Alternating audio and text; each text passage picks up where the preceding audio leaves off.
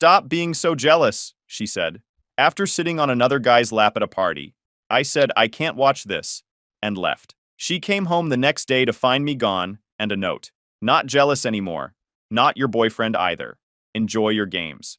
My name's Ryan, and I met Brittany, my wife, back in her senior year of college. She was this vibrant, outgoing type, always the life of the party with a laugh that could light up a room. I was more the steady, reliable one, studying engineering while working part-time to pay my way. We clicked right away. She said I grounded her, made her feel safe in a world that felt chaotic. I fell hard, and for the first few years, it was good, really good. We had that honeymoon energy, the kind where everything feels electric and you can't imagine being apart. Weekend adventures to random places we'd find on a map, late night talks about the future, about kids, about where we'd live someday. She'd leave notes in my jacket pockets, little messages I'd find during work that would make me smile. I'd surprise her with her favorite takeout after a rough day, memorized her order at every restaurant we went to. We were that couple, the one friends would point to and say, those two have something real, something that's going to last. I believed it. She made me believe it. Her parents loved me, called me the son they never had. Her friends approved, said I was a good one, a keeper. Everyone in her life gave us their blessing. I thought I'd found my person, the one you build a life with, the one you grow old with. Looking back, maybe I was too invested too fast. Maybe I ignored things I shouldn't have. But when you're in it, you don't see the signs. You see what you want to see. After graduation, things got real in a different way. Brittany struggled to land a steady job. She'd get these short gigs, but nothing stuck. Freelance projects here and there, contract work that paid barely anything, unpaid internships that went nowhere. The creative industry is brutal when you're starting out. Everyone wants experience, but nobody wants to give it. I was the one holding it down. Got an entry-level position at an automotive firm, paying most of the rent on our tiny apartment while she job hunted. Covered utilities, groceries, everything. My paycheck basically supported both of us. I didn't mind. That's what you do for someone you love, right? You carry them when they need carrying. You pick up the slack. You believe in them when they can't believe in themselves. There were nights she'd come home frustrated, crying about another rejection, and I'd hold her. Tell her she was talented, that it'd turn around, that the right opportunity was coming. I'd make her dinner, run her a bath, whatever she needed to feel better. Sometimes we'd stay up late and I'd help her practice interview answers, polish her resume, research companies. I was her cheerleader, her support system, her foundation. I even turned down a promotion that would have meant relocating because she finally got an interview in our city, a real one, at a company she actually wanted to work for. The job would have been a big step up for me. More money, more responsibility, better title. My manager was disappointed when I declined, told me opportunities like that don't come around often. But Brittany needed me to stay.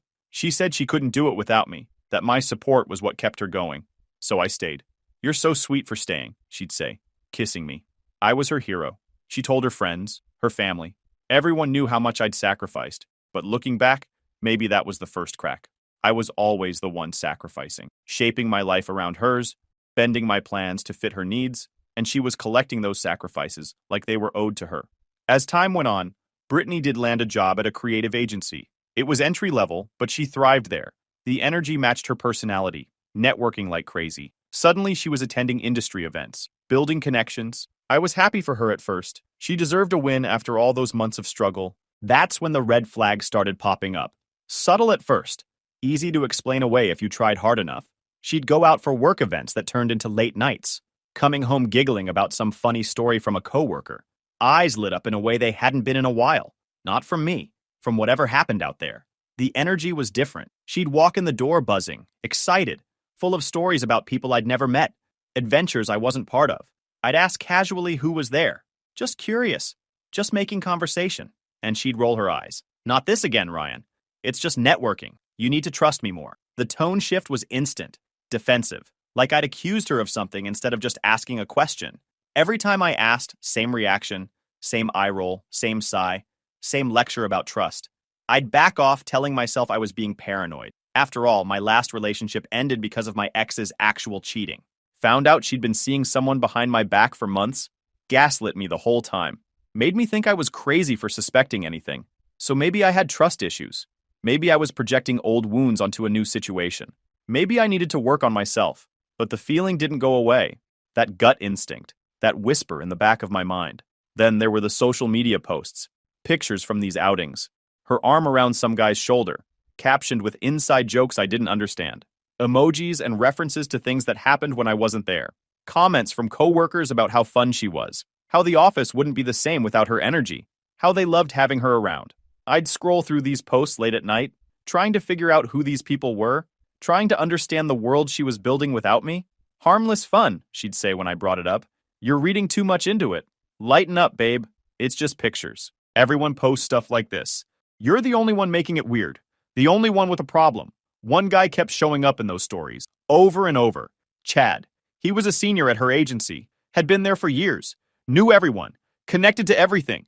The kind of dude who oozed charisma, flashy clothes that probably cost more than my car payment, designer stuff, always put together, always looking like he walked out of a magazine, always telling wild tales about his weekends, name dropping, humble bragging, talking about the parties he went to, the people he knew, the deals he closed, the whole package, the kind of guy who made you feel small just by standing next to him. Brittany swore he was just a friend, someone who got the creative side of things, someone who understood her industry, someone who could help her career.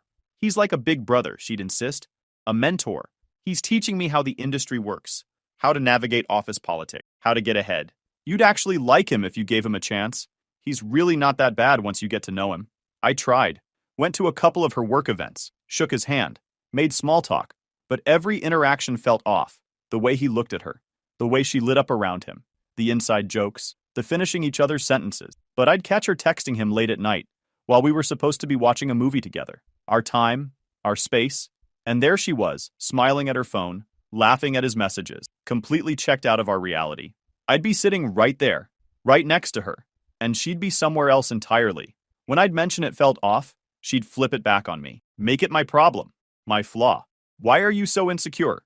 It's not like I'm hiding anything. My phone's right here. You can look at it if you want. Go ahead. If you can't handle me having guy friends, that's on you. Maybe you should work on your trust issues instead of making them my problem. I'd swallow it. Not wanting to be that guy. The controlling boyfriend everyone warns about.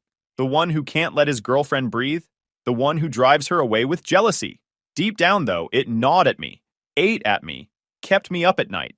I was pouring everything into us, cooking dinners after long days at work, planning weekend getaways to keep the spark alive, remembering little details she mentioned, trying to be thoughtful, present, engaged, doing all the things the relationship advice said to do. And she was treating my concerns like they were annoying speed bumps, obstacles between her and the life she was building, a life that seemed increasingly separate from ours, a life where I was background noise. Things escalated slowly, like a pot simmering. You don't notice it getting hotter until it's too late. Brittany started prioritizing these networking events over our plans. Date nights got canceled. Weekends got claimed by work stuff. Our time together became whatever was left over after she'd done everything else she wanted to do. One time we had tickets to a concert I'd saved up for, a band we both loved, the soundtrack to our early days together, songs we'd sung in the car, songs that reminded me of falling in love with her. I'd planned the whole evening, nice dinner beforehand, good seats, the whole package. But she bailed last minute for a team-building happy hour. Some senior people were going to be there. FaceTime she couldn't miss. Career opportunity she had to take. It was important for my career, Ryan. You understand. You want me to succeed, don't you? We can do the concert thing another time. This is a one-time opportunity. She came home at 2 a.m. and brushed off my frustration like it was nothing. Like the concert didn't matter. Like our plans didn't matter. Like I didn't matter. I went to that concert alone. Sat there with an empty seat beside me. Watched the band play songs that used to mean something.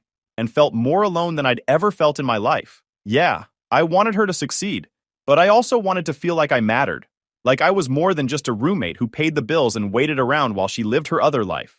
I'd lie awake those nights, staring at the ceiling, wondering if I was overreacting or if something was truly off, running through every interaction, every eye roll, every dismissed concern, every time she chose something else over me, trying to figure out if I was crazy or if my gut was onto something. Friends would say she's just extroverted, man.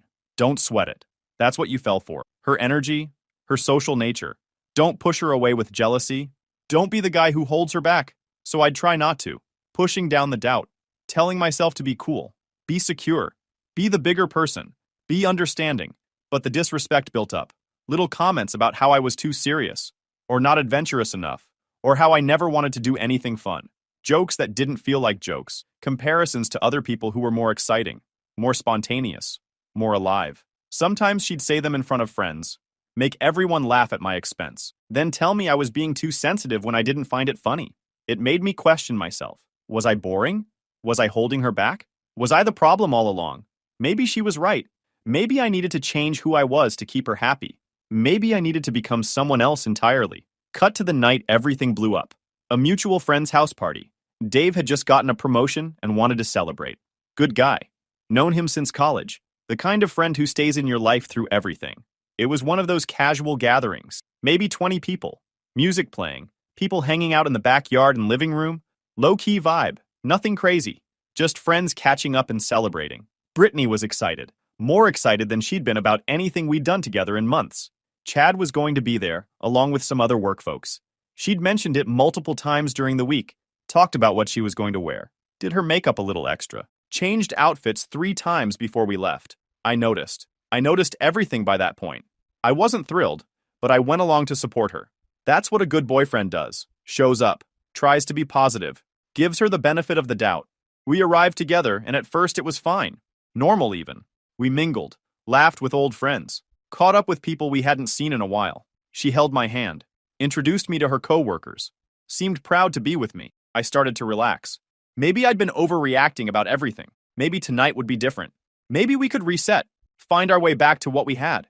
But as the night wore on, Brittany gravitated toward Chad's group, slowly at first, then completely. They'd taken over the living room, playing these dumb party games, truth or dare, never have I ever, that kind of thing. College nostalgia stuff that somehow felt different when adults did it. I hung back, chatting with a buddy from my engineering days about work, about life, about the future, trying to stay out of the way, trying not to hover.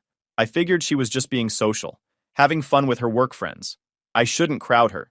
That would prove her point about me being too clingy, too jealous, too controlling. Then it happened. They started this lap-sitting challenge or whatever. Some silly rule where if you lost a round, you had to sit on someone's lap for the next one. Stupid party game logic. The kind of thing that's designed to create exactly this kind of situation. Brittany lost. On purpose, it seemed. Made a show of getting the answer wrong. Laughed about it.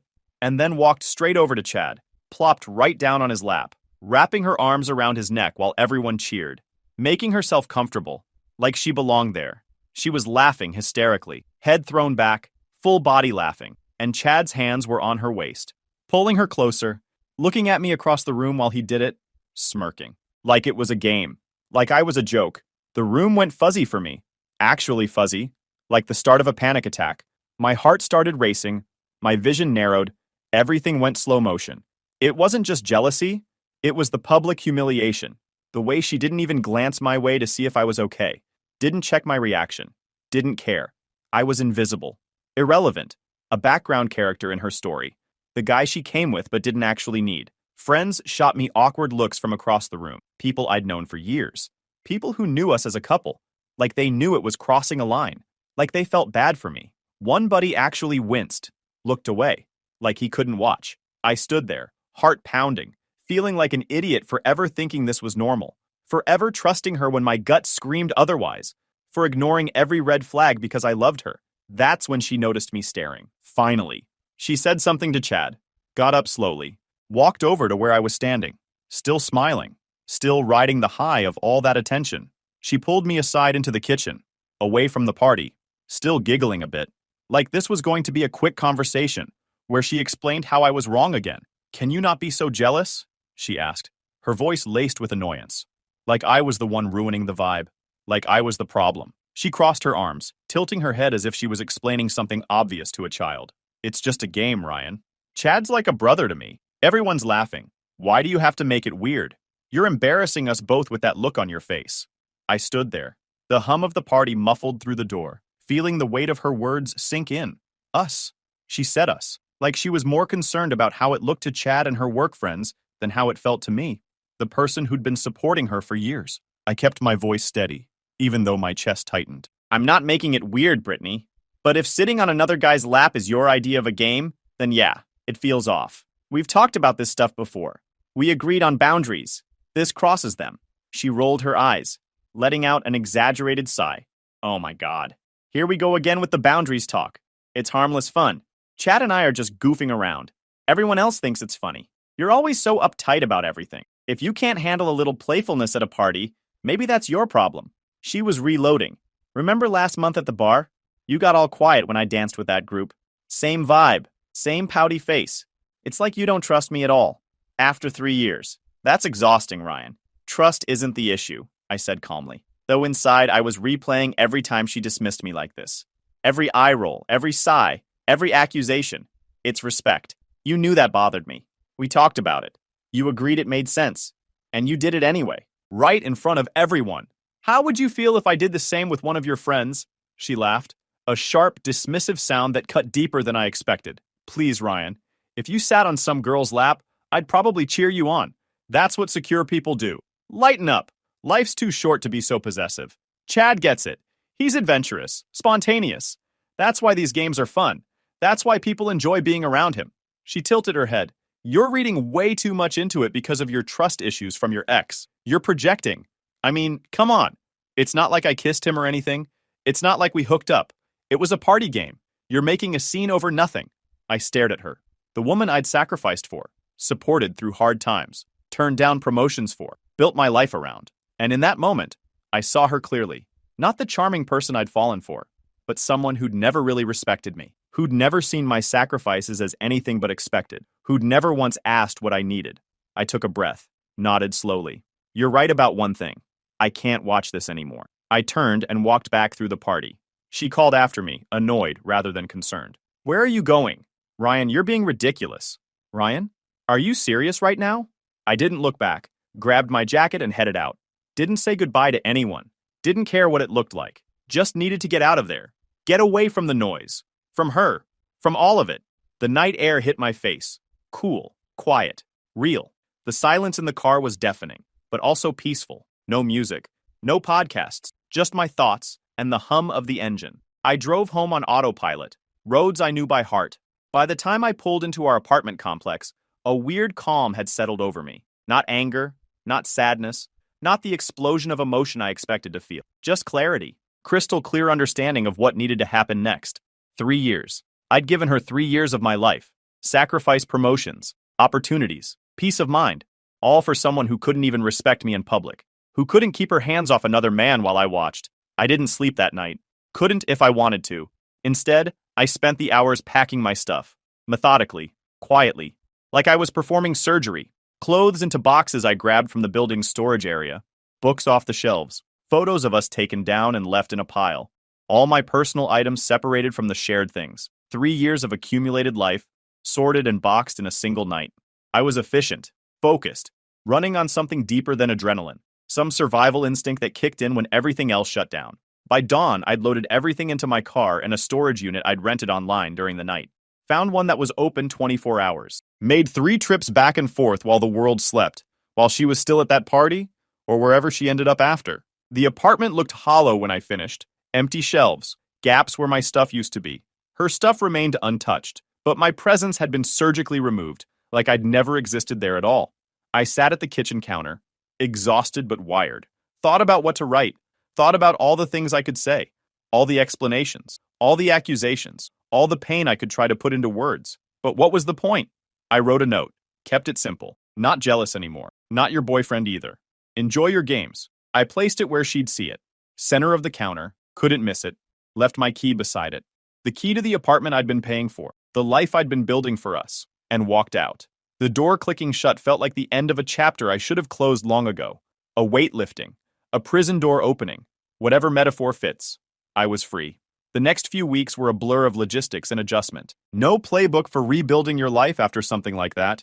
You just figure it out as you go. Crashed at a buddy's place while searching for my own apartment. Found a decent spot on the other side of the city. Far enough that running into her was unlikely. Fresh start in a new neighborhood. Work became my anchor. Threw myself into projects, stayed late, kept my mind occupied with problems I could actually solve. The guys at work could tell something had gone down, but they respected my space. When I was ready to talk, they all agreed I'd made the right call. About 2 weeks after I left, I heard through mutual friends that Brittany's work situation had gotten messy. Turns out her relationship with Chad wasn't quite as brotherly as she'd claimed.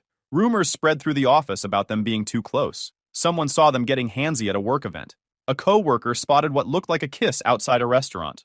The whispers started circulating. Management noticed. Her reputation took a hit. People viewed her as unprofessional. The creative industry is small. Gossip travels fast.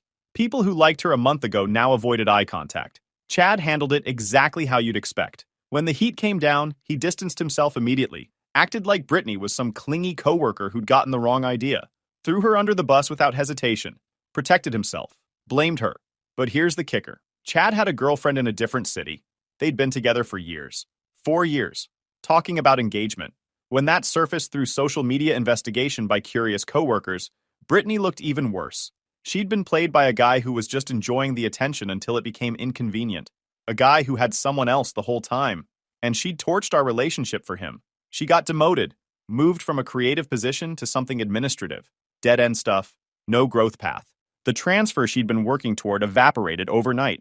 People who'd been friendly suddenly avoided her in meetings. Hearing about this didn't bring me joy exactly. I'm not that kind of person. But it confirmed what I knew. The situation had been rotten. Getting out was the only smart move. I focused on my own life, kept building momentum. It was satisfying in a quiet way, but I didn't dwell. Life was moving forward without her input. About a month after the breakup, Brittany started reaching out. I'd unblocked her by then, figuring I could handle it without reacting.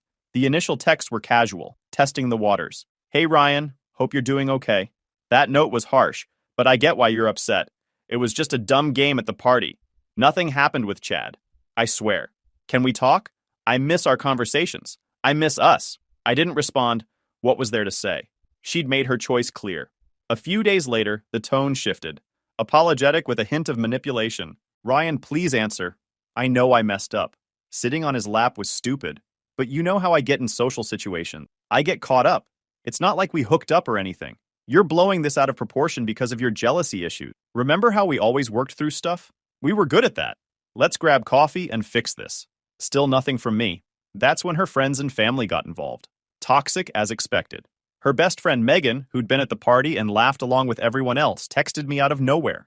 Dude, Brittany is a wreck. You're being childish, ghosting her like this. She made one mistake at a party. She deserves a chance to explain. Man up and talk to her. Then her mom called, left a voicemail guilting me about how I'd abandoned Brittany during a tough time at work, how she expected better from me, as if I owed them anything after the humiliation. By the 2-month mark, Brittany's messages turned more frantic. Voicemails now. Her voice cracking. Ryan, pick up.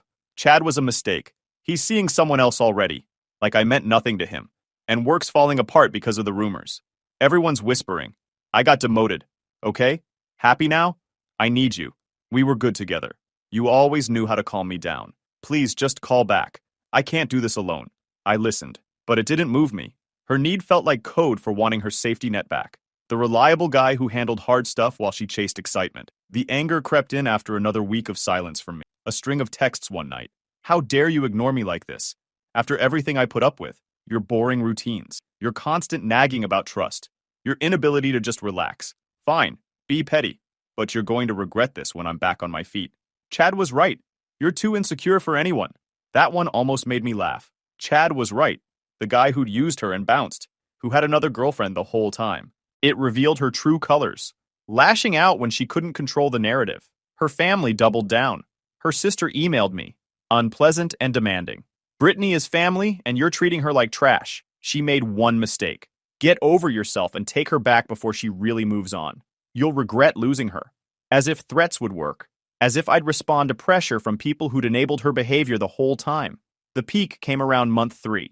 A surprise visit to my new apartment. The moment everything came to a head for the last time. I'd just gotten home from the gym when there was banging on the door. Not knocking. Banging. Urgent. Demanding. The kind of pounding that makes your heart rate spike before you even know who's on the other side. Opened it to find her standing there in the hallway. Eyes red and swollen from crying. Makeup smeared across her face. Looking desperate in a way I'd never seen from her before. Like someone at the end of their rope. Like someone who'd finally hit the wall she'd been speeding toward. Ryan. Thank God you're here. Thank God. Let me in. Please, we need to talk. She pushed past me before I could respond. Didn't wait for permission. Didn't wait for an invitation. Just barged into my space like she still had a right to be there. Like nothing had changed. She paced the living room, restless, agitated, glancing around at everything, taking inventory of what I'd built without her. The new furniture, the pictures on the walls, the general sense of peace that came from living alone. This place is nice, she admitted, reluctantly, but it's not us. It's not our home. It doesn't feel right without both of us in it. Look, I've changed. I really have. That night was so stupid. I was feeling trapped in our routine, bored with the same patterns, looking for something exciting in the wrong places. Chad meant nothing to me, less than nothing. He dumped me like I was yesterday's news the second things got complicated anyway. Moved on without looking back. She turned to face me directly, her voice cracking with emotion. Work's a complete nightmare now. Everyone there knows what happened. They whisper when I walk by. I got moved to a different department, basically sidelined into irrelevance. My career is over at that company. Her voice got smaller, more vulnerable. I'm broke, Ryan. Actually broke. Can barely cover rent. Credit cards maxed. I had to borrow money from my parents just to pay utilities last month. I'm completely isolated from everyone I thought were my friends. They ditched me the second they heard your side of things. Left me to deal with everything alone. She paused. Took a breath. Please, let's try again. Remember our good times? The hiking trips. The weekend road trips to nowhere. The concerts. The way we used to laugh at the same stupid jokes for hours. I miss that. I miss us. I need you back in my life. I stayed calm through her entire monologue, leaning against the kitchen counter, arms crossed, no invitation to sit down, no offer of water or hospitality. She wasn't a guest. She'd lost that privilege. Brittany, there's nothing to try here. You chose your games. You made that choice publicly, in front of everyone we knew. Can't take that back. She stepped closer to me, voice rising with frustration that she couldn't contain anymore. Chose? You left me over nothing. If you'd just loosened up for once, if you'd just been less jealous about everything, less paranoid, less controlling, none of this would have happened. You're punishing me for one slip up, one mistake at one party. I deserve better than this cold shoulder after 3 years together. Deserve, I echoed, using her own word against her, without anger, just stating facts. You spent months telling me I was too uptight, too jealous, too possessive, too boring, not spontaneous enough, not exciting enough. Remember all those comments? I let it sink in. Turns out I just had standards for how I expected to be treated. Basic standards. And now you're standing in my apartment because all your other choices blew up. But that's not my problem to solve anymore. I'm not your safety net. She teared up immediately, switching tactics to pleading. Ryan, please don't be like this. I love you. I always have, even when I wasn't showing it right. Give us another shot. I'll cut out the parties, the flirting, the networking events. Whatever boundaries you need, I'll follow them. Just tell me what you want. I shook my head. Slow, firm, final. No, I'm done with this. She snapped then, anger flashing hot across her face. When manipulation failed, all that was left was rage. Fine, stay here alone. You'll never find someone like me. You'll realize what you lost, and I won't be available when you come crawling back. She stormed out, slammed the door hard enough to rattle the frame, hard enough that my neighbor down the hall probably heard. That was her true self, the mask completely off, entitled, volatile when cornered, unable to accept responsibility for anything. When pleading didn't work, when tears didn't work, when manipulation didn't work, all that was left was rage. And it confirmed every instinct that told me to leave that night. The final nail came at our mutual friend Dave's wedding, 5 months post-breakup. Dave had been my friend longer than I'd known her, since freshman year of college. No way I was missing his wedding just to avoid an uncomfortable moment. It was a garden ceremony, elegant and low-key. Beautiful venue outside the city. The kind of wedding you remember because everything felt genuine, not showy. Just two people in love, celebrating with the people who mattered. I'd RSVP'd yes weeks earlier, knowing she might be there, knowing it could be awkward. But I wasn't hiding from my own social circle, wasn't letting her control my life even from a distance. Showed up with Hannah, a woman I'd met through work a couple months earlier. Engineer at a partner firm we collaborated with on projects. We met during a joint meeting, started talking, then coffee, then dinner, then more dinners. She was smart, genuinely intelligent in a way that showed without needing to prove it. Respectful, secure, no games, no drama, no test to see if I was paying attention. We were hitting it off naturally. Nothing forced, nothing manufactured, just two adults who enjoyed each other's company and communicated like normal people. What a revolutionary concept. The ceremony was beautiful. Dave looked happy, happier than I'd seen him in years. His bride was perfect for him, the kind of match you can see working out for decades. Then came the reception, and the moment I knew was probably coming. Brittany spotted me from across the venue. I could feel her eyes on me before I turned around. That prickle on the back of your neck when someone's watching. When I finally looked, she was already weaving through tables to corner us, moving with purpose, determination, the look of someone who'd been waiting for this moment. She looked rough, thinner than I remembered, Not healthy thin, stressed thin. The weight loss that comes from anxiety and sleepless nights. Her smile was forced, didn't reach her eyes. The dress she'd chosen was a bit too flashy for the occasion, too short, too sparkly, like she was trying to prove something to someone. Guests whispered as she approached our table, heads turning, conversations pausing. The fallout from her office scandal had spread through our entire friend circle by this point. Everyone knew the story, or some version of it. "Ryan," she said, voice shaky but trying hard for composure, trying to seem calm and collected when she was clearly neither. "Can we talk privately? Just for a minute?" Hannah glanced at me, a question in her eyes, but I stayed seated, kept my body language relaxed, calm. "No need, Brittany. We're good here." She ignored Hannah completely, like she wasn't even sitting there, like my date didn't exist. The disrespect was automatic, natural. She probably didn't even realize she was doing it. Desperation cracking through her composure now. "Please, you have to hear me out. I've hit complete rock bottom since you left. Lost the job transfer I'd been working toward for a year. Got demoted to basically nothing. Had to move out of my apartment.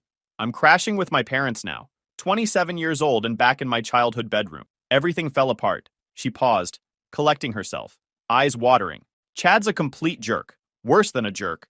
He spread lies about me to protect himself. Told everyone I was the one who pursued him, who wouldn't take no for an answer.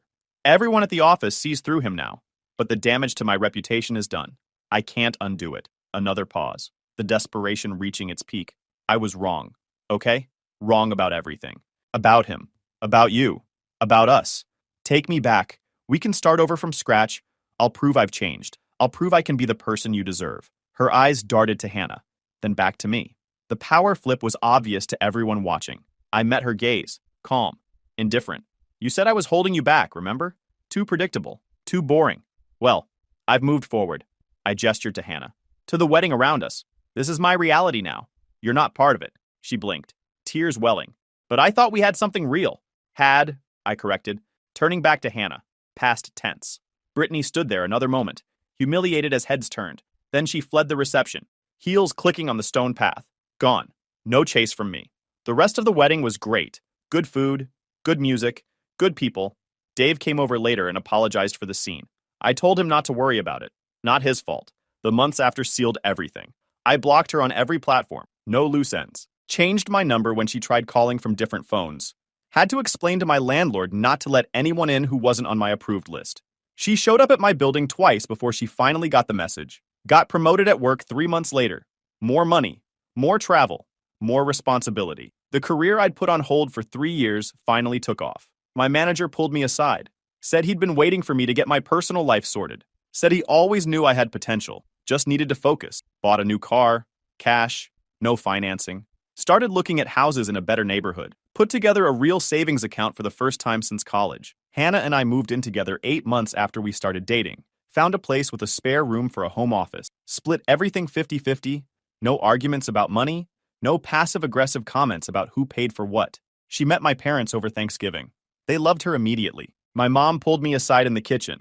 Said this one's different. Said she could tell I was actually happy. Not performing happy. Actually happy.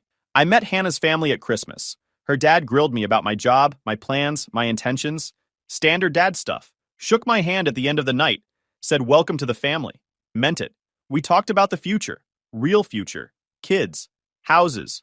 Retirement plans. Normal adult conversations that didn't feel like walking through a minefield. Mutual friends cut ties with Brittany one by one over the following months. Dave told me she tried to crash another party. Got asked to leave. Made a scene in the parking lot. Screamed at people. Had to be escorted out. Classic Brittany. Always someone else's fault. Her best friend Megan stopped returning her calls after Brittany borrowed $500 and ghosted her. The same Megan who texted me about being childish. Funny how that worked out. Her sister stopped defending her after Brittany borrowed money from their parents and blew it on some trip with a new guy. Never paid it back. Made excuses. Blamed their mom for being too controlling with finances. Even her mom started making excuses for why Brittany couldn't visit for holidays. Too busy? Too far? Too complicated? The family that circled wagons for her finally got tired of being her safety net. Chad made it official with his long-distance girlfriend 6 months after everything went down. The one he'd been hiding the whole time. Posted the engagement all over social media. Brittany apparently lost it. Drunk texted half the office about what a liar he was.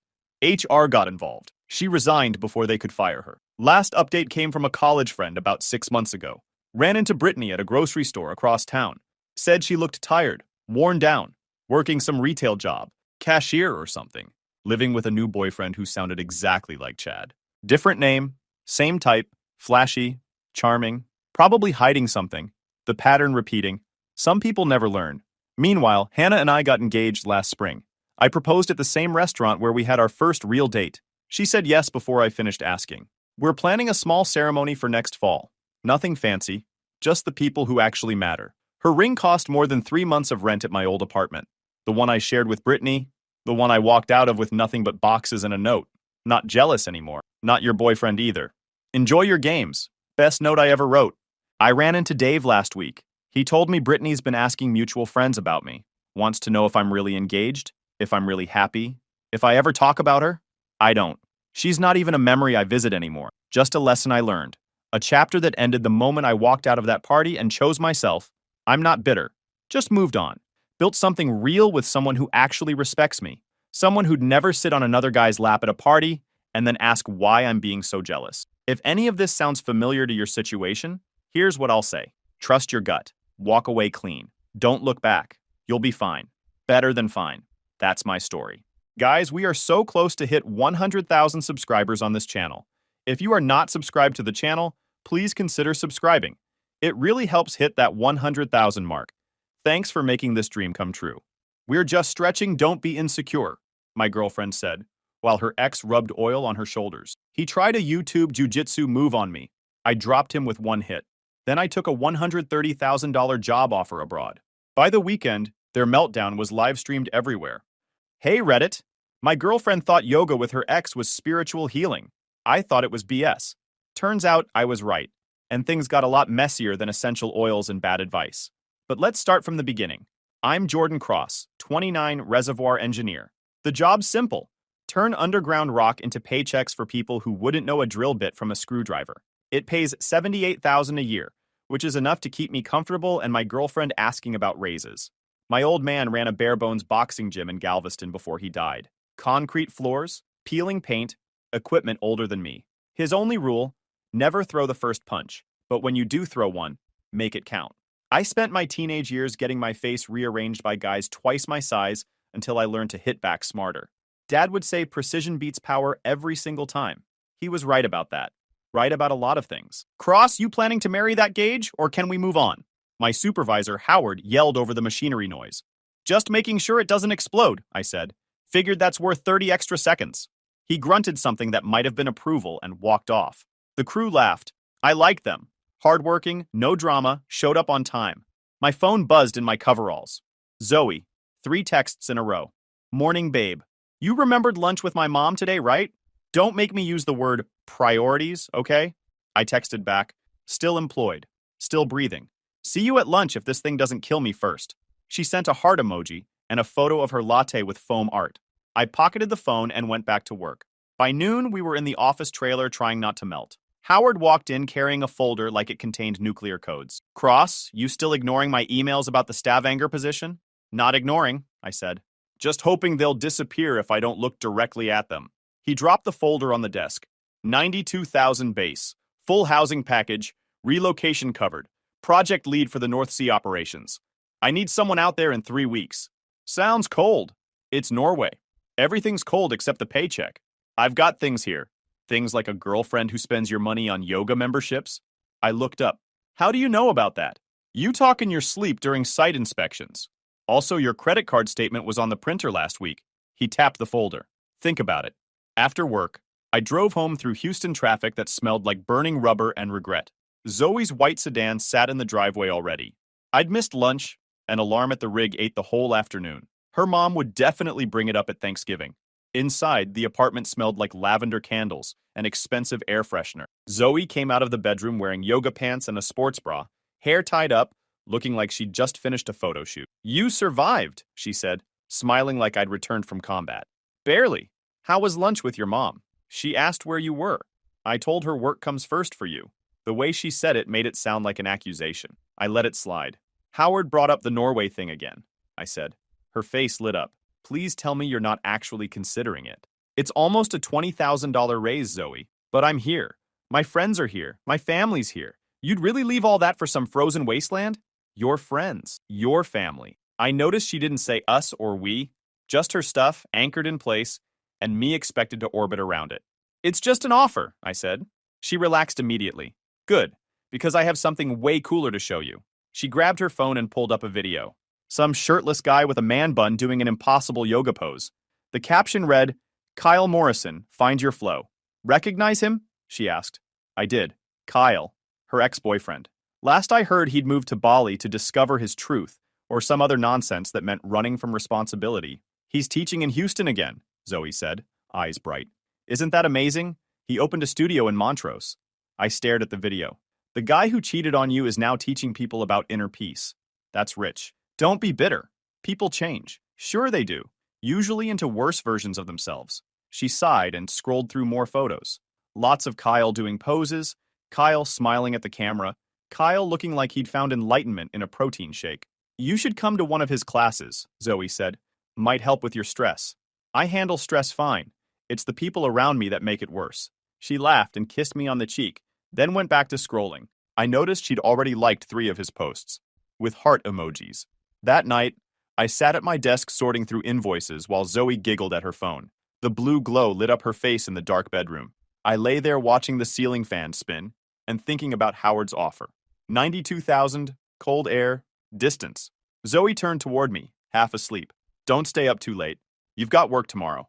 Yeah, I said quietly. My phone buzzed again. Howard's email subject line. Last call before we give this to someone else. I didn't open it. Not yet. I just stared at it, thumb hovering, thinking about my dad's old gym, about hitting the bag until your knuckles bled and your head cleared, about knowing when to block and when to counterpunch. Precision beats power. Maybe it was almost time to throw. Zoe's yoga habit started small. 1 Saturday class, then Saturdays and occasional Sundays. By the 3rd week, she was at Kyle's studio 4 times a week. Every time I asked how it went, she'd smile and say, transformative. I had no idea what that meant, but apparently transformation required full makeup and perfume for a workout class. 2 weeks in, I decided to see what the fuss was about. When I told her I'd join, her smile froze. Oh, yeah, anyone can come. It's open. She said it like I'd just invited myself to her therapy session. The studio was one of those minimalist places with exposed brick and plants everywhere.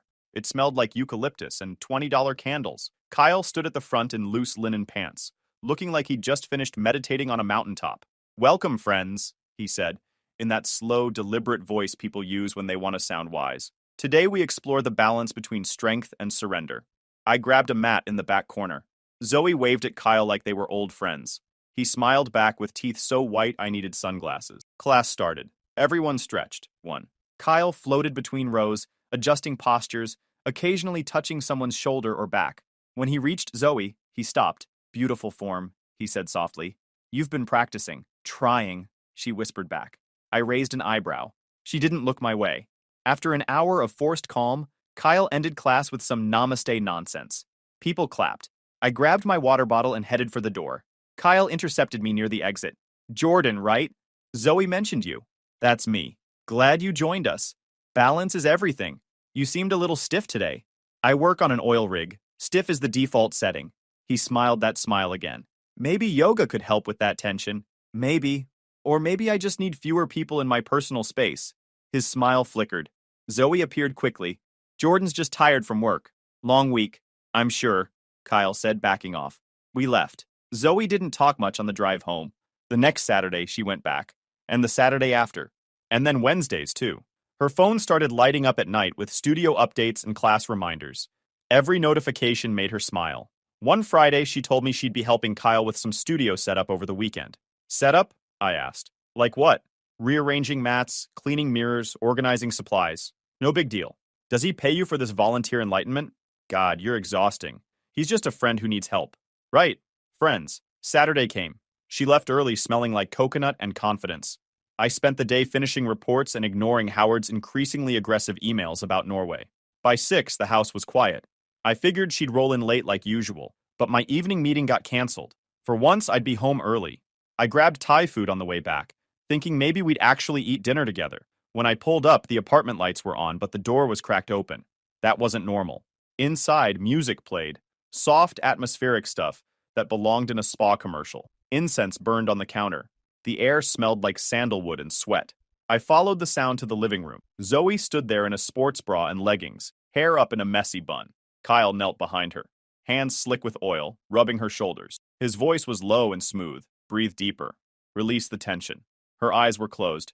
She hadn't seen me yet. I stood in the doorway holding takeout. The plastic bag crinkled. Kyle looked up first. His hands froze mid-rub. Zoe's eyes snapped open. "Jordan, you're home early," she said, like I'd caught her sneaking in. "Door was unlocked," I said calmly. "Didn't know we were running a spa." "It's not what it looks like," she blurted. Kyle's hands slid off her shoulders. "We were doing recovery work, partner stretching." "With oil?" I asked. "It helps with muscle release. Completely professional." "Right."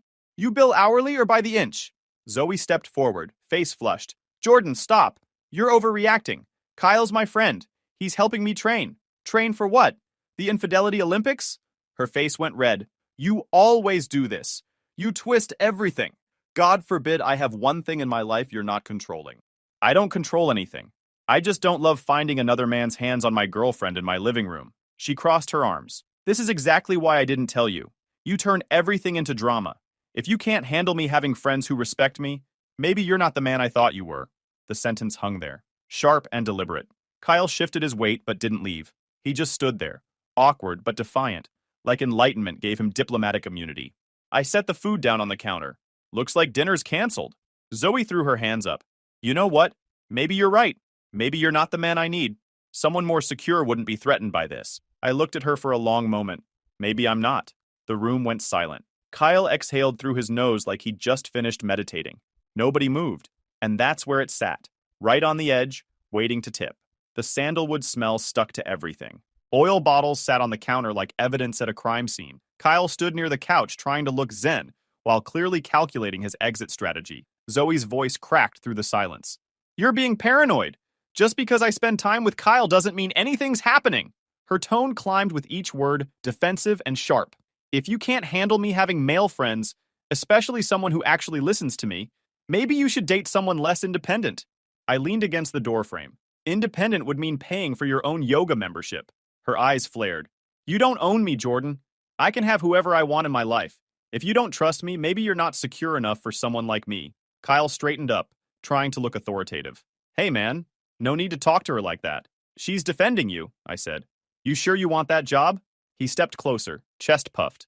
Zoe hovered behind him like she'd already chosen sides. "You need to chill, bro," Kyle said. "You're acting out of ego. Funny. You're standing in my apartment covered in oil, and I'm the one with the ego problem." His jaw clenched. "You don't intimidate me." "Good. Wouldn't be fair if I did." That's when he decided to prove something. He lunged, some sloppy grappling move he probably learned from a YouTube tutorial, reaching for my collar. I sidestepped, pivoted on instinct, and threw one clean punch. Years of my dad's training in a single motion. Kyle's head snapped back. His body hit the wall hard enough to knock a picture frame off. Glass shattered on the floor. Zoe gasped. "Jordan, what the hell is wrong with you?" "Self-defense," I said flatly. "He wasn't invited. By me, anyway." She ran to Kyle, who was groaning and holding his jaw. "You're insane. You could have seriously hurt him. If I wanted to hurt him, I would have hit harder." She spun around, pointing at me. "You're abusive. This is who you really are. Some violent psycho who can't handle being wrong." I stared at her. "You brought another man into my apartment for an oil massage, and I'm the psycho?" Kyle was helping me. Kyle tried to stand, wobbling. "You're gonna regret that, man." I sincerely doubt it. Zoe's voice turned venomous. "You think this makes you tough? You think I need you? Kyle actually makes me feel valued, which is more than you've ever done." "Right. Nothing says valued like aromatherapy and back rubs." "God, you're such a child," she screamed. I pointed to the door. "Take him and the oil. Both of you, out." She blinked, shocked. "You're serious?" "Completely." For a moment, neither moved. Then Zoe hissed, "You'll regret this," grabbed Kyle's arm, and dragged him toward the door. He left an oily handprint on the wall as they left. The door slammed. Silence flooded back in. I walked to the kitchen and poured water. 2 glasses sat on the counter, one with lipstick marks on the rim. My laptop still sat open from earlier. Howard's Norway email stared at me from the inbox. Subject, final offer, Stavanger project lead. Base, 92,000. Housing included. Relocation covered. Need answer by Friday. I read it twice, then scrolled down and clicked accept. Howard's reply came within 3 minutes. Knew you'd come around. Welcome aboard, Cross. I closed the laptop and started clearing the apartment. Candles, towels, incense, everything went into trash bags. The framed beach photo of us went in last. When I finished, I sat in the empty living room and looked around. For the first time in months, the silence didn't feel heavy. It felt clean. By Monday, my phone was a battlefield. 14 missed calls, twice as many texts. Zoe cycling through every emotion like she was training for emotional gymnastics. You didn't have to hit him. You ruined everything. Can we please just talk? You're a heartless jerk. I spent the day packing her stuff methodically. Clothes folded, toiletries boxed, everything labeled, professional, efficient, like closing a failed project. Work became my anchor again. 2 days later, Morgan stopped by my desk. She was one of our project coordinators. Sharp, observant, didn't waste words. Heard you finally took the Norway offer, she said. Yeah, figured I'd trade heat for something colder. She smiled. Smart move. You deserve better air. She hesitated, then lowered her voice. Listen, I didn't want to say anything before, but I saw Zoe with that yoga guy months ago. At the wellness retreat in Austin back in March. They were holding hands between sessions. I looked up. Kyle. Yeah, I didn't think it was my place to mention it then, but figured you should know now. Appreciate it. I still have photos from the event if you need them. I might, she nodded. You're handling this better than most people would. Anger wastes energy. I learned that early. That night, I needed to burn something off. I went back to my old boxing gym. The place smelled like leather and disinfectant. Familiar. Grounding. Look who remembered where we keep the gloves, Brandon called out, tossing me a pair. Therapy's expensive. This is cheaper and more honest. You hit like you're erasing bad memories. Working on it. I hit the heavy bag until my shoulders burned and my head cleared. First time in weeks I felt centered. 3 nights later, everything went sideways. Brandon and I grabbed drinks after training. As we pulled into my building's parking lot, I spotted Zoe standing near my door, phone in hand. Thought we were done with this part, Brandon muttered. Stay in the car. Not a chance. This is entertainment. I walked up slowly. Zoe's face lit up with rehearsed innocence. Jordan, can we talk? 5 minutes. No drama. Her voice was too sweet. That specific tone that hides teeth. 5 minutes, I said. She gestured toward the hallway like she wanted privacy. The lights flickered overhead. My instincts kicked in. That's when I caught the shadows. 2 shapes lurking near the corner.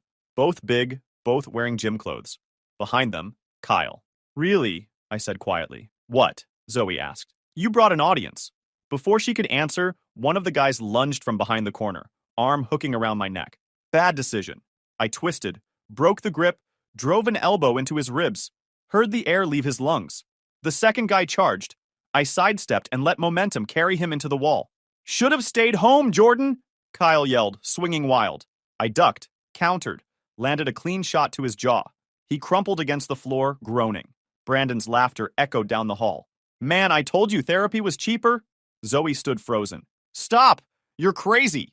Self-defense. Again, you brought the backup dancers. Brandon held up his phone, camera rolling. And I got the whole thing. Say cheese, Enlightenment Squad. The security camera above us blinked red. Perfect. Kyle tried standing but couldn't manage it. You're gonna pay for this. Doubt it. Zoe backed away, face pale. You'll regret this.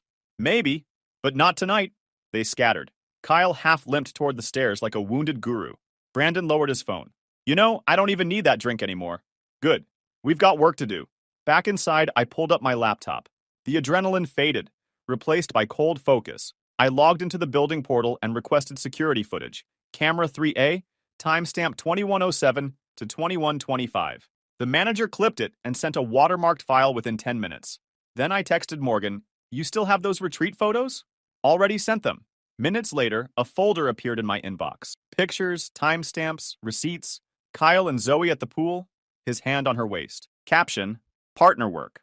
I compiled everything. Security footage, retreat photos, text threads, Kyle's public posts. Then I found Claire Morrison on social media, Kyle's wife. Her profile showed her with their dog at some park. I kept it simple. Hi, Claire. I don't know you, but you should know the truth. Your husband's been involved with my ex-girlfriend Zoe. Photos and timeline attached. You can verify everything with his location tags. Not looking for drama, just closure. Jordan Cross attached the file. Hit send. Close the laptop. Brandon glanced over. That what I think it is? Evidence. Clean. Professional. Devastating. He grinned. Remind me never to cross you. You already owe me for Thai food. We both laughed, the tension finally breaking. Outside, rain started tapping against the windows. For the first time in weeks, it sounded like rhythm instead of noise. By morning, the fuse had already burned down. I woke up to 23 notifications and a text from Brandon. Dude, you broke the internet. Someone had filmed Claire storming into Kyle's yoga studio mid-class. She walked in calm but lethal, while Kyle stood there trying to sound enlightened. You said she was a client, Kyle. Then what's this? She held up her phone, reading his texts out loud. Can't wait to feel your energy tonight. The room went dead silent. Someone's phone went up. Then another. Within an hour, the video was everywhere. Caption: Namaste, cheater. By noon, the internet did what it does best. Memes flooded every platform. Kyle in yoga poses with captions. Find your center. Just not with someone else's girlfriend. Downward dogged. New class. Betrayal flow. Tuesdays at 6. Brandon called, wheezing with laughter. Bro, someone edited his face onto a scented candle ad. You're a legend. I just provided information. The internet did the rest. Zoe made her move that afternoon. Her post went up. Jordan left me for money. Some people chase paychecks, others value love. Guess which one he chose? The comments section destroyed her. Didn't you choose yoga oil over loyalty? Girl, the only thing you lost was your self-respect. Maybe if you valued love, you wouldn't have been stretching with your ex. I scrolled through silently, sipping coffee. Technically, I left for peace and a pension, I muttered. But things got messier before they got better. 2 days later, there was a knock. I opened the door to find Zoe's mother, sister, and aunt standing there like a disappointed tribunal. Her mom, Patricia, started, Jordan, dear, we need to talk. Zoe says you've been unstable. Violent. Unstable? I repeated. Her sister folded her arms. You attacked her yoga instructor. She says you're spiraling. I nodded slowly. Come in. Let me show you something. I pulled up Brandon's recording on my TV. The hallway ambush, Kyle's friends, the chokehold attempt, the quick counters. Then, the building's security footage, matching timestamps perfectly. They watched in complete silence. When it ended, I muted the screen. That's your future son-in-law trying to play action hero in my hallway. I was the final boss he couldn't beat. Her mom blinked. Her sister looked away. We didn't know. Now you do, I said, opening the door. Tell Zoe I'm fine. Just done. They left without another word. But the fallout wasn't finished. Kyle's business collapsed within days. The studio owner terminated his lease. Something about a morals clause and disturbances. Reviews turned savage. Sponsors vanished overnight. His last Instagram post, a sunset photo captioned, Even in chaos, we breathe. Top comment, try breathing through divorce papers, because Claire filed that same morning. She didn't tag him. Everyone knew anyway. My phone rang. Kyle's name on the screen. I answered. Jordan speaking. Man, you've got to help me. His voice cracked, desperate. She's destroying everything. You started this. Fix it. You broke it when you put your hands on someone else's girlfriend. I just replied to the group chat. You don't understand? I understand perfectly. You gambled with trust and lost. That's called consequences. I hung up. By the weekend, the noise finally started to fade. Kyle disappeared offline. Zoe went silent. The studio shut down. I packed my last suitcase. The company had already sent flight details for Stavanger. Brandon pulled up to drive me to the airport. So that's it? Leaving the land of drama and essential oils? Time to trade chaos for cold air. You sure about this? Completely. Norway's freezing, but at least it's honest. We drove in silence for a while before he spoke again. For what it's worth, you handled this like a surgeon. I just followed the data, found the leak, sealed it, moved on. He laughed. That's one way to describe punching a yoga instructor into next week. At least my form was good. At the airport, he helped with my bags. You coming back? I watched planes cutting through the sky.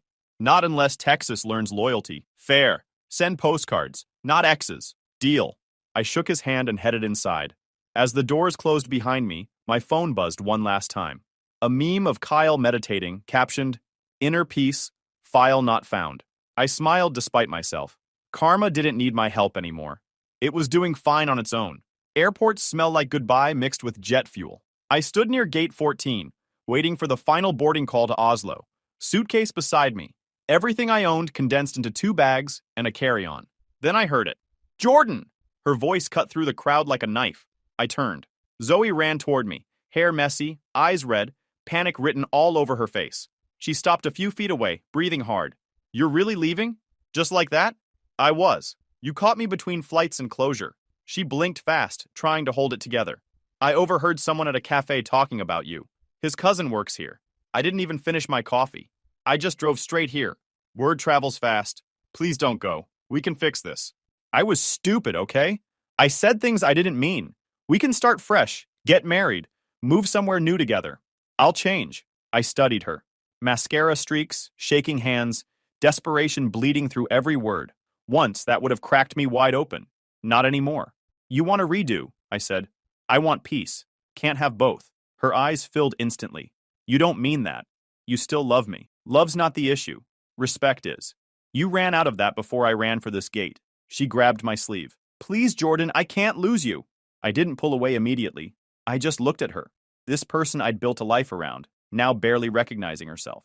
You already did, I said. You just noticed late. Her lip trembled. You're being cruel. No, I'm being honest. You should try it. That landed hard. She stepped back, tears streaming. So that's it? You get to walk away and I just deal with it? Exactly. That's called consequences. People were staring now.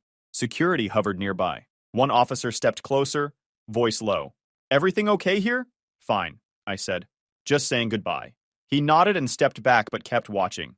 Zoe's voice cracked. Then say it. Tell me it's over so I can hate you properly. I took a breath. It's over. The words hit her like a physical blow. She went completely still. You'll thank me one day, I said quietly, for being the first person who didn't let you lie to yourself. Jordan, don't. But I already had. I turned and walked towards security. Jordan, please, she called out, voice breaking. You can't just leave me like this. I didn't look back. I'd spent 3 years turning around every time she said please. I handed my boarding pass to the agent, cleared security, and stepped through to the other side. The crowd swallowed her cries, turning them into background noise. On the plane, I found my window seat.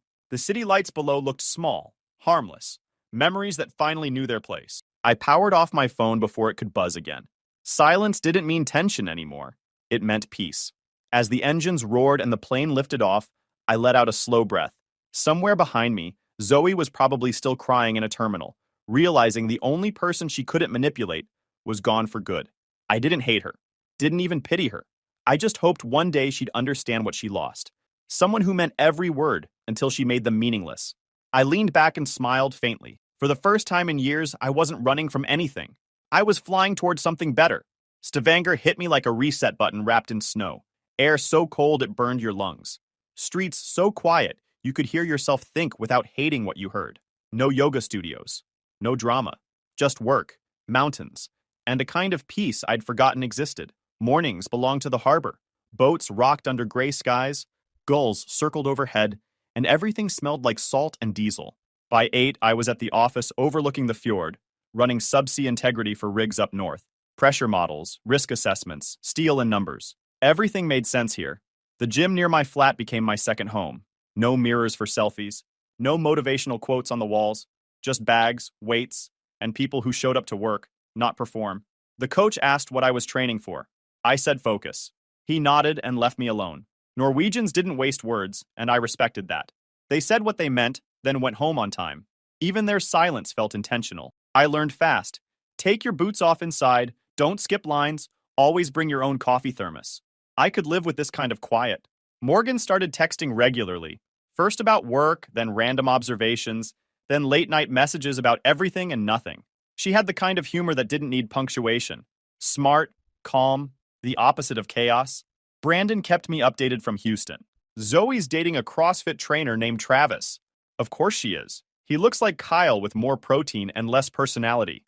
3 months later, Travis cheated. Client named Bree. Apparently very flexible. Poetry in motion. Zoe posted about healing and boundaries. Comments are off. She's learning. Work climbed steadily. I caught a design flaw that had stalled a project for months, saving the company a fortune. Howard sent an email. Knew you'd make this place better.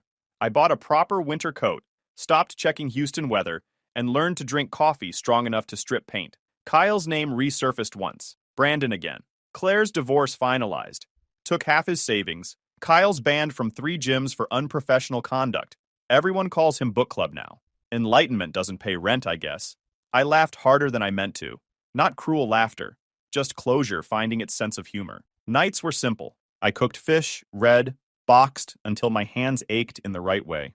The city glowed under snow like it didn't care about my past. I started sleeping through the night again. That was new. Morgan's texts turned into calls. She asked about Norway. I told her about how the sun barely rose in winter, how quiet the water got when it froze. She said it sounded lonely. I said it sounded like peace. By spring, she was sending flight searches. Tickets aren't bad. Come see what silence looks like. Tempting. Sell it better. Snow, seafood, and a guy who stopped making bad decisions. Finally, I'll pack warm. When she landed that June, the city looked brighter. She stepped out of arrivals in a wool coat and a grin that thawed whatever ice was left. I took her straight to the harbor for coffee and pastries. She said the place felt too clean to ruin. I said that was the point. Days blurred into something good. Work, hikes, shared meals. She fit the rhythm here easily. No pretending, no tests, no ghosts, just two people who didn't need to perform. But then, 3 months after Morgan arrived, my phone rang. Unknown number. Houston area code. I almost didn't answer. But something made me pick up. Hello? Jordan? The voice was familiar but wrong. Strained, desperate. It's Zoe. I paused. How'd you get this number? I called your old office. Begged. Please don't hang up.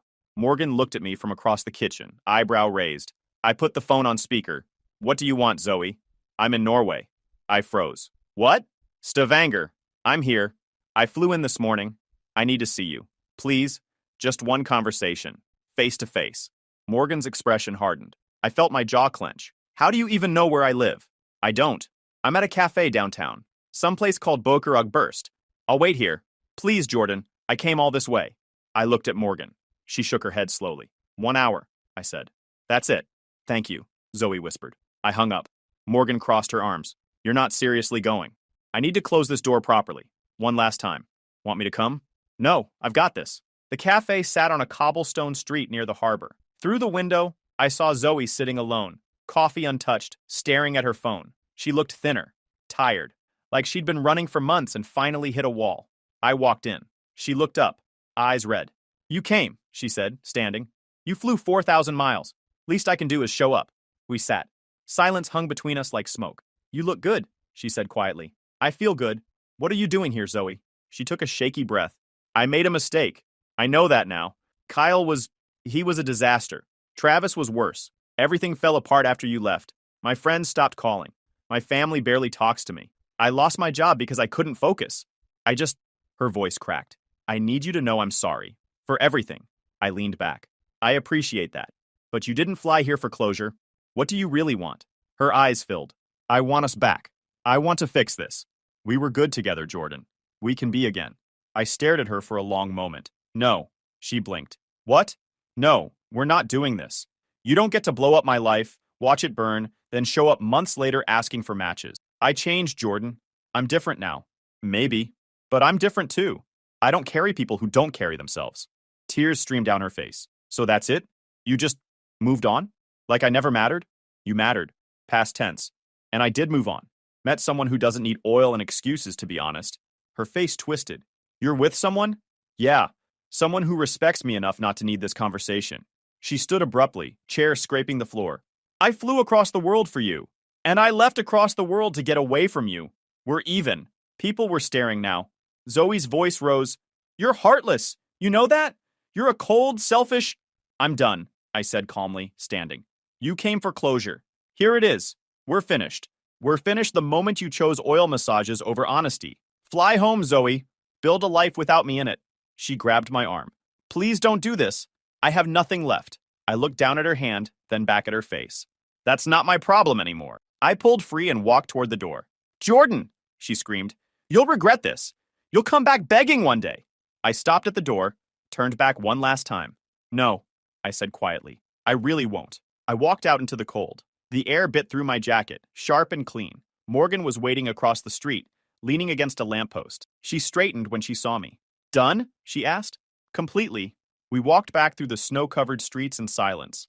Above us, the first hints of northern lights began to flicker, green and violet threads weaving through the dark. Morgan slid her hand into mine. You okay? Yeah, I said. Better than I've been in a long time. Back at the apartment, we made tea and sat by the window watching the lights dance across the sky. Morgan leaned against my shoulder, warm and steady. Outside, the city hummed quietly. Somewhere out there, Zoe was probably booking a flight home, finally realizing I wasn't coming back. I thought about Houston, about the hallway fight, the viral meltdown, the airport scene. about how revenge wasn't something I planned. It just followed logic. Cause, effect, lesson learned. I wasn't angry anymore. Wasn't even proud. Just done. Morgan stirred beside me. What are you thinking about? That some people spend their whole lives chasing heat. I'm good with the cold. She smiled. Cold's underrated. Exactly. We sat there as the auroras faded and the snow kept falling. Steady, quiet, honest. I'd left Texas for peace and found it 4,000 miles away in the last place I expected. They say revenge is a dish best served cold. Guess that's why Norway felt like home. 2 years later, I'm still in Stavanger. Morgan and I got married last spring. Small ceremony, just us and the fjord. She runs logistics for the same company. We bought a cabin up north. Brandon sends updates sometimes. Kyle's selling insurance in Tulsa now. Zoe got engaged to a dental hygienist named Craig. I didn't feel anything when I heard. That's how I knew I'd actually moved on. I make $112,000 now, lead a team of 6, and haven't thought about Houston in months. When I do, it feels like watching someone else's life through a window. Distant, handled, done. Morgan's making coffee. Snow's falling outside. In an hour, we'll disappear into the woods for the day. No yoga, no oil, no baggage. My old man used to say the best revenge is living well while your enemies live with themselves. Turns out he was right about that too. Guys, we are so close to hit 100,000 subscribers on this channel. If you are not subscribed to the channel, please consider subscribing. It really helps hit that 100,000 mark. Thanks for making this dream come true.